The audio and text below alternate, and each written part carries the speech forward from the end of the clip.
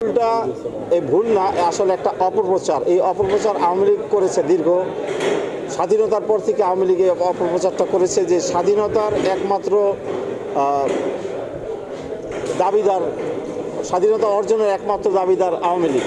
কিন্তু ইতিহাস কিন্তু সেটা না, প্রকৃত ইতিহাস সেটা না। স্বাধীনতার জন্য বাংলাদেশের আপামর জনসাধারণ সবার সম্পৃক্ততার মাধ্যমে কিন্তু স্বাধীনতা অর্জিত হয়েছিল। ঠিক তদ্রূপ এই জুলাই আগস্ট এই বিপ্লবের আন্দোলনের পটভূমি তৈরি করেছিল আমরা জীবন দিয়ে। আমরা জেলে যে গুম হয়ে খুন হয়ে, আমরা গুলিবিদ্ধ হয়ে, বাড়ি ছাড়া হয়ে, আমাদের আত্মত্যাগের বিনিময়ে পটভূমি তৈরি হয়েছিল। তারই ধারাবাহিকতায় 5ই আগস্ট হাসিনার পতন হয়েছে। তারই এই ধারাবাহিকতায় হাসিনার পতন হয়েছে। আমাদের 1000-এর উপর লোক মারা গেছে। আর তারা যে 5ই আগস্ট পরবর্তী বেগম জিয়া একটা বক্তব্য দিয়েছেন যে বাংলাদেশ জাতীয়তাবাদী দল বিএনপি প্রতিহিংসার রাজনীতি করবে না, প্রতিহিংসার রাজনীতি করে না। যদি আমরা তো জনাব তারেক রহমানের নির্দেশে সহনশীলতার পরিচয় দিচ্ছি, কিন্তু যদি প্রয়োজন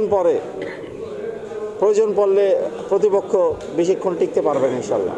ভোটাধিকার এবং গণতন্ত্র পুনরুদ্ধারের জন্য, ঠিক আছে, এই আন্দোলনের মাধ্যমে গত 24-এর যে গণ অভ্যুত্থান হয়েছে, সেই অভ্যুত্থানে এই ফ্যাসিস্ট সরকারের পতন হয়েছে।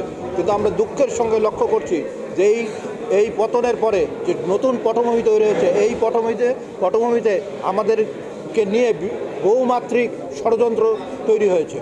সে কারণেই আজকে কিন্তু আমরা যে কারণে এই আন্দোলন করেছিলাম বিগত দিনে, সেই আন্দোলনের যে কারণে করেছিলাম, সেই কারণগুলা যে আমাদের ভোটাধিকার, গণতন্ত্র যে প্রতিষ্ঠিত হবে, পুনরুদ্ধার হবে, সেটা কিন্তু এখনও হয় নাই।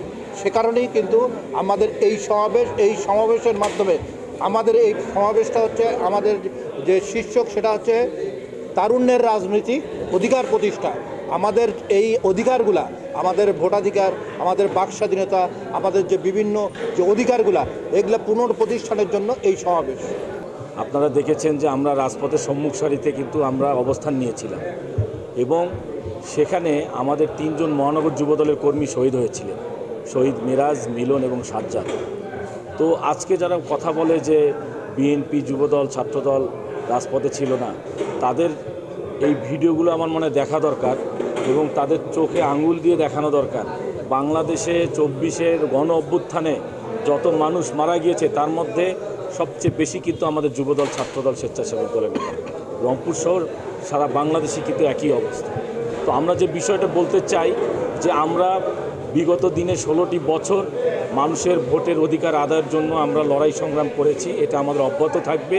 এবং আগামী দিনে আমাদের যে বিএনপির ভারপ্রাপ্ত চেয়ারম্যান তারেক রহমান যে সুন্দর বাংলাদেশ গড়ার জন্য যেভাবে কাজ করার আমাদের দিক নির্দেশনা দিচ্ছেন, আমরা সেভাবে কাজ করার আমরা চেষ্টা করছি।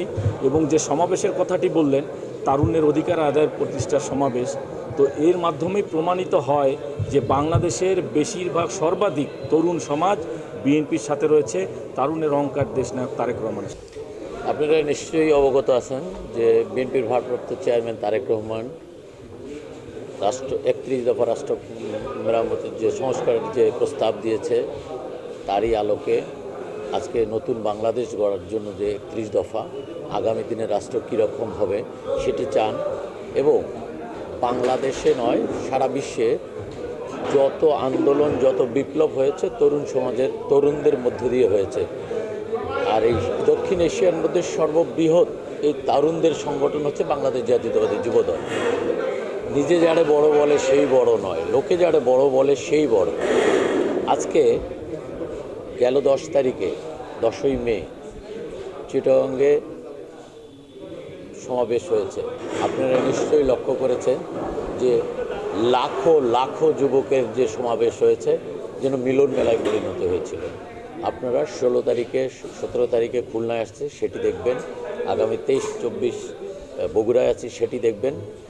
প্রমাণ হয়ে যাবে যে এদেশের যে তরুণদের অধিকার নিয়ে যারা স্বপ্ন দেখে, সেই সংগঠনের নাম হচ্ছে বাংলাদেশ জাতীয়তাবাদী যুবদল।